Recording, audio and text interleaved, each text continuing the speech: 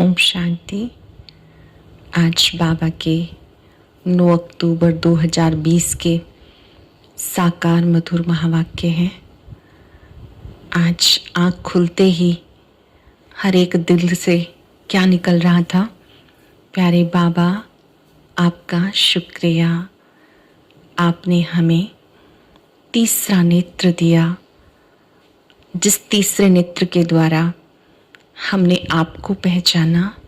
आपका बहुत बहुत शुक्रिया। ज्ञान देने के लिए शुक्रिया, साथ देने के लिए शुक्रिया, अंग संग रहने के लिए शुक्रिया, पल पल शुक्रिया, हर श्वास में शुक्रिया। आप सबने कल अवश्य अभ्यास किया होगा एकाग्रता को बढ़ाने का। ये एकाग्रता इस योगी जीवन में बहुत आवश्यक है। अधिक समय हम ना भी निकाल सके, बीच बीच में कुछ कुछ मिनट्स के लिए हम अपनी एकाग्रता को बढ़ाएं। उसके लिए एकांत बहुत आवश्यक है। साथ साथ बीती बातों को बिंदु लगाने की बात बाबा ने हमें विशेष कही, आपने उस पर अटेंशन दिया होगा। जो बीती को बिंदु लगा सकते हैं वो सच में बहुत शक्तिशाली आत्माएं हैं। जो कमज़ोर आत्माएं हैं वो बीती बातों का चिंतन करती हैं और वर्णन करती हैं। अपने आप से पूछ लेंगे कि मैं कमज़ोर हूँ या शक्तिशाली हूँ। आज बाबा ने बहुत ही विशेष बात कही है कि बच्चे अपनी स्वस्थिति की शक्ति से परिस्थितियों पर विजय प्राप्त करो।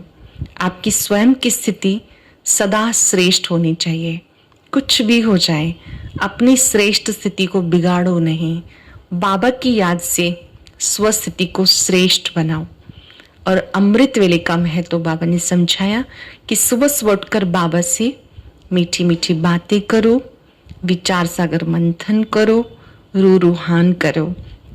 उसके साथ बाबा ने सर्वशक्तिवान का अर्थ हमें समझाया। अब हम सुनते हैं बाबा की बात बाबा के शब्दों में। बाबा ने कहा, मीठे बच्चे सवेरे सवेरे उठ बाबा से मीठी मीठी बातें करो। विचार सागर मंथन करने के लिए सवेरे का टाइम बहुत अच्छा है। सवेरे सवेरे उठ बाबा से मीठी मीठी बातें करो। अमृत वेले के समय 4 बजे विचार सागर मंथन करने के लिए सवेरे का टाइम बहुत अच्छा है। कुछ न भक्त भी भगवान को सर्वशक्तिवान कहते हैं, तुम बच्चे भी कहते हो। दोनों में अंतर क्या है? वो भी सर्वशक्तिवान कहते हैं, हम बच्चे भी कहते हैं। दोनों में क्या अंतर है? क्या हो सकता है? सुनेंगे। वो कहते हैं भगवान तो जो चाहे वो कर सकता है, सब कुछ उसके हाथ में है। लेकिन तुम जानते हो, बाबा ने कहा, मैं भी ड्रामा के बंधन में बांधा हुआ हूं। ड्रामा सर्वशक्तिवान है। बाप को सर्वशक्तिवान इसलिए कहा जाता है, ध्यान देंगे बाबा की बात पर। बाबा को सर्वशक्तिवान इसलिए कहा जाता है क्योंकि उनके पास सर्व को सद्गति देने की शक्ति है। सबको सद्गति देने की शक्ति है। ऐसा राज्य स्थापन करता जिसे कभी कोई छीन नहीं सकता। बाबा ऐसा राज्य स्थापन कर रहे हैं जिसे कोई छीन नहीं सकता। ओम शांति। किसने कहा? बाबा ने कहा। ओम शांति ये किसने कहा? दादा ने। अब तुम बच्चों ने पहचाना, ऊंचे से ऊंचे की महिमा बहुत भारी है। कहते सर्वशक्तिवान है तो क्या नहीं कर सकता। अब ये भक्ति मार्ग वालों ने सर्वशक्तिवान का अर्थ बहुत भारी निकाला। बाबा कहते ड्रामा अनुसार सब कुछ होता है, मैं कुछ भी करता नहीं हूं। मैं भी ड्रामा के बंधन में बांधा हुआ हूं। सिर्फ तुम बाप को याद करने से सर्वशक्तिवान बन जाते हो। बाबा को याद करने से सर्वशक्तिवान बन जाते हो। पवित्र बनने से तमो प्रधान से सतो प्रधान बन जाते हो। बाप सर्वशक्तिवान है, उनको सिखाना होता है। बच्चे मुझे याद करो तो विक्रम विनाश हो जाएंगे। फिर सर्वशक्तिवान बन विश्व पर राज्य करेंगे। शक्ति नहीं होगी तो राज्य कैसे करेंगे? शक्ति मिलती है, कैसे मिलती है? शक्ति मिलती है योग करने से। इसलिए भारत का प्राचीन योग गाया हुआ है, तुम बच्चे नंबरवार याद कर अपार खुशी में आते हो। बाबा को याद करके अपार खुशी का अनुभव करते हो। जानते हो, हम आत्माएं बाबा को याद करने से विश्व पे राज्य प्राप्त कर सकते हैं। किसी की ताकत नहीं जो छीन सके। बाबा से जो हमें राज्य मिलता है उसको कोई छीन नहीं सकता। ऊंच ऊंच बाप की महिमा सब करते हैं, परंतु समझते कुछ नहीं। महिमा करते हैं, समझते कुछ नहीं। एक भी मनुष्य नहीं जिसको ये पता हो कि ये नाटक है। अगर समझते हो कि नाटक है तो शुरू से अंत तक वो याद आना चाहिए, नहीं तो नाटक कहना ही रॉन्ग हो जाता। कहते ये नाटक है, हम पार्ट बजाने आए हैं, तो उस नाटक की आदि मध्य अंत को जानना चाहिए। ये भी कहते हैं हम ऊपर से आते हैं, तभी तो वृद्धि होती रहती है। सत्युग में थोड़े मनुष्य थे, इतनी सब आत्माएं कहां से आई कोई भी समझते नहीं। ये अनादि बना बनाया अविनाशी ड्रामा है जो आदि से अंत तक रिपीट होता रहता है। तुम बाइस्कोप शुरू से अंत तक देखो, फिर दोबारा रिपीट करके देखेंगे तो चक्र जरूर हूबहू रिपीट होगा, जरा भी फर्क नहीं होगा। बाबा मीठे मीठे बच्चों को समझाते हैं, कितना मीठा बाबा है। फील करेंगे बाबा कितना मीठा बाबा है। बाबा आप कितने मीठे हो। बाबा बस हम तो चलते हैं अपने सुखधाम में। अब ये मालूम पड़ा आत्मा पावन बन जाएगी तो दूध भी वहां पावन मिलेगा। श्रेष्ठाचारी माताएं बहुत मीठी होती हैं, समय पर बच्चे को आप ही दूध पिलाती हैं, बच्चे को रोने की दरकार नहीं होती। ऐसे ऐसे ये भी विचार से अगर मंथन करना होता, सुबह को बाबा से बातें करने से बड़ा मजा आता है। जो करते हैं उन्हें ही पता है ये कि अमृत वेले क्या होता है, कि बाबा बच्चों से बातचीत करते हैं। विशेष समय है अमृत वेला बाबा का बच्चों से मिलने के लिए। बाबा से बातें करेंगे तो बहुत मजा आएगा। बाबा आप कितनी अच्छी युक्ति बताते हो श्रेष्ठाचारी राज्य स्थापन करने की। फिर हम श्रेष्ठाचारी माताओं की गोद में जाएंगे। अनेक बार हम ही उस नई सृष्टि में गए हैं, अब हमारे खुशी के दिन आते हैं। ये खुशी की खुराक है, इसलिए गायन है, अतीन्द्रिय सुख पूछना हो तो गोप गोपियों से पूछो। अतीन्द्रिय सुख पूछना हो तो गोपी वल्लभ की गोप गोपियों से पूछो। गोपी वल्लभ शिव बाबा और हम सब उनकी गोप गोपियां। अब हमें बेहद का बाप मिला, हमें फिर से स्वर्ग का मालिक श्रेष्ठाचारी बनाते हैं। बाबा हमें फिर से श्रेष्ठाचारी बनाते, कल्प कल्प हम अपना राजभाग लेते हैं, हार खाते हैं फिर जीत पाते हैं। अब बाबा को याद करने से रावण पर जीत पानी है, फिर हम पावन बन जाएंगे। वहां लड़ाई दुख का नाम नहीं, कोई खर्चा नहीं। भक्ति मार्ग में जन्म जन्मांतर कितने गुरु किए, कितना खर्चा किया। अब आधा कल्प कोई गुरु नहीं करेंगे, सत्युग त्रेता में कभी कोई गुरु नहीं करेंगे। शांति धाम सुख धाम जाएंगे। बाबा कहते तुम सुख धाम के राही हो, अब दुख धाम से सुख धाम में जाना है। वह हमारा बाबा वो कैसे हमें पढ़ा रहे हैं। हमारा यादगार भी यहाँ है, ये तो बड़ा वंडर है। यादगार है माउंट आबू में दिलवाड़ा मंदिर, ये अपरम अपार महिमा है। बाबा भी यहाँ पढ़ा रहे हैं और यादगार भी यहाँ बना हुआ है।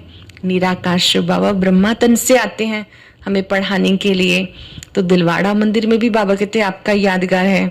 अब हम राजयोग सीखते हैं, इसका यादगार तो जरूर बनेगा ना। ये हुबहू हमारा यादगार है। बाबा मम्मा और बच्चे बैठे हैं, नीचे योग सीख रहे हैं, ऊपर में स्वर्ग की राजाई है। झाड़ में कितना क्लियर है। बाबा साक्षात्कार कराई फिर चित्र बैठ बनवाए। बाबा ने कैसे साक्षात्कार कराए फिर चित्र बनाए। बाबा ने ही साक्षात्कार कराया फिर करेक्ट भी किया। कल्प वृक्ष का यादगार जो भी चित्र हैं बाबा ने दिखाए, पहले दृश्य दिखाया, साक्षात्कार कराया, फिर बाबा कहते उसकी यादगार बने। सारी नई नॉलेज है, किसी को भी नॉलेज का पता नहीं, बाबा बैठ समझाते हैं। ये नई नॉलेज है, कल्प पहले वाली भी है, लेकिन दुनिया में से कोई नहीं जानते। मनुष्य कितना तमो प्रधान बन गए, मनुष्य सृष्टि बढ़ती जाती है। बाबा कहते हैं सवेरे सवेरे उठकर विचार सागर मंथन करो। मनुष्यों को भगवान का परिचय कैसे दें।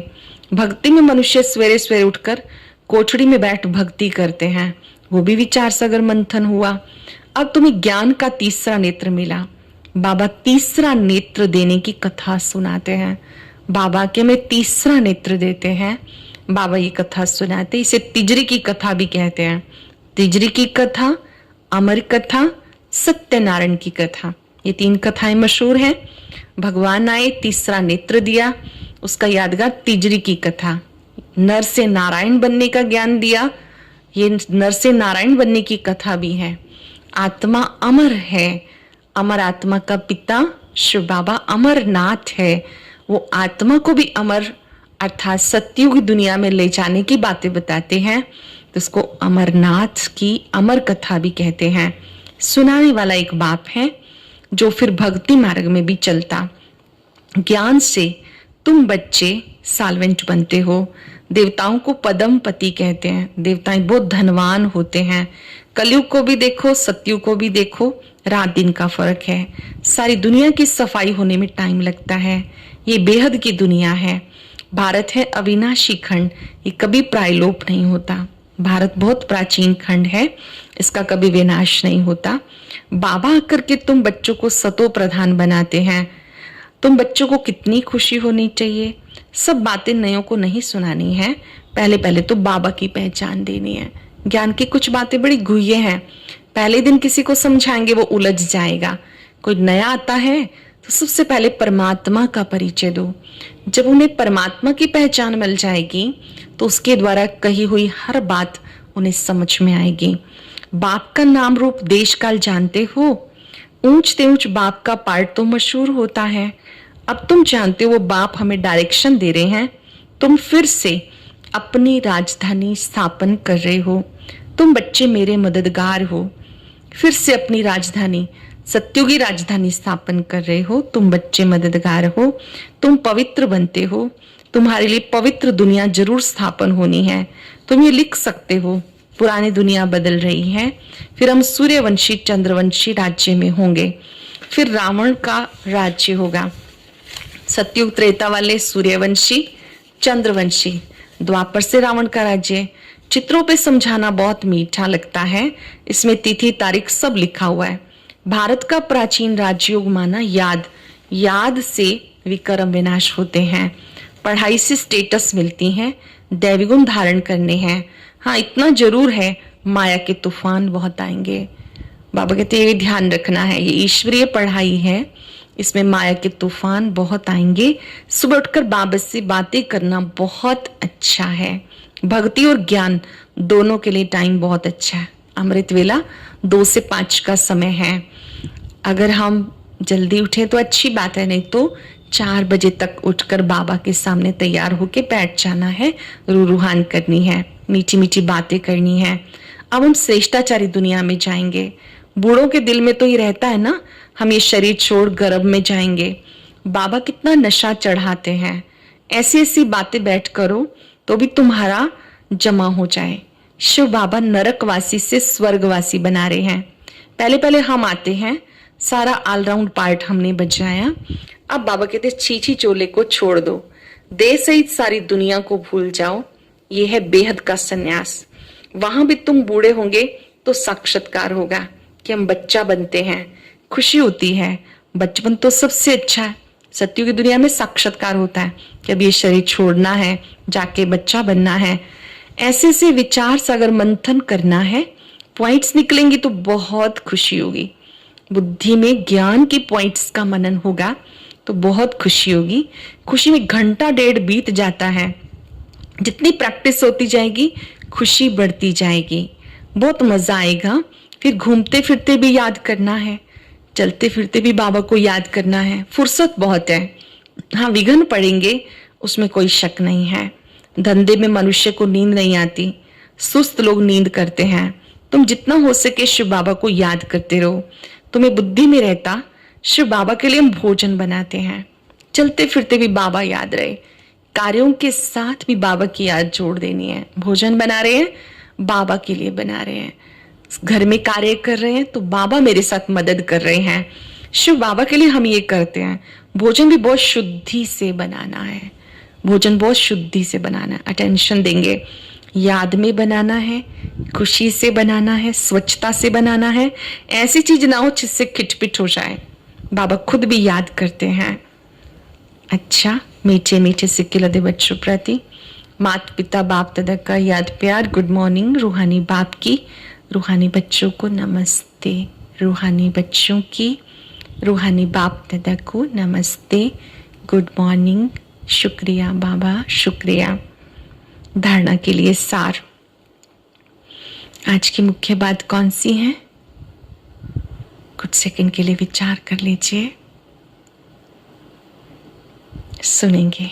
सवेरे सवेरे उठकर बाबा से मीठी मीठी बातें करनी है, अपनी स्व परिवर्तन डायरी में लिखना है कि आज मैंने क्या अनुभव किया अमृत वेले। रोज खुशी की खुराक खाते हुए अतीन्द्रिय सुख का अनुभव करना है। राजधानी स्थापन करने में बाबा का मददगार बनने के लिए पावन बनना है। सत्युग की राजधानी स्थापन हो रही है, बाबा का मददगार बनना है। याद से विक्रम विनाश करने हैं। भोजन शुद्धि से बनाना है, शुद्धता से बनाना है, स्वच्छता से बनाना है, याद में बनाना है, खुशी से बनाना है। बहुत ही सुंदर वरदान यूज करेंगे आज हम इसको। स्वस्थिति द्वारा परिस्थितियों पर विजय प्राप्त करने वाले संगम युगी विजयी रतन भव। स्वस्थिति द्वारा परिस्थितियों पे विजय प्राप्त करने वाले संगम युगी विजयी रतन भव। परिस्थितियों पर विजय प्राप्त करने का साधन है स्वयं की श्रेष्ठ स्थिति। ये देह भी पर है, सब नहीं। स्वस्थिति पर स्वधर्म सदा सुख का अनुभव कराता है। स्वधर्म में टिकते हैं तो सुख का अनुभव होता है, और प्रकृति पर धर्म है या देह की स्मृति किसी ना किसी प्रकार के दुख का अनुभव कराती है। स्वधर्म सुख देता है, पर धर्म दुख देता है। देह का धर्म भी पर में आता है। तो जो सदा स्वस्थिति में रहता है, सदा सुख का अनुभव करता है, उसके पास दुख की लहर नहीं आती। जो स्वस्थिति में रहता है उसके पास दुख की लहर नहीं आती। वे संगम युगी विजयी रतन बन जाते हैं। जो स्वस्थिति में रहते हैं वो विजयी रतन बन जाते हैं। सरल शब्दों में स्वस्थिति श्रेष्ठ है तो परिस्थिति कुछ भी नहीं।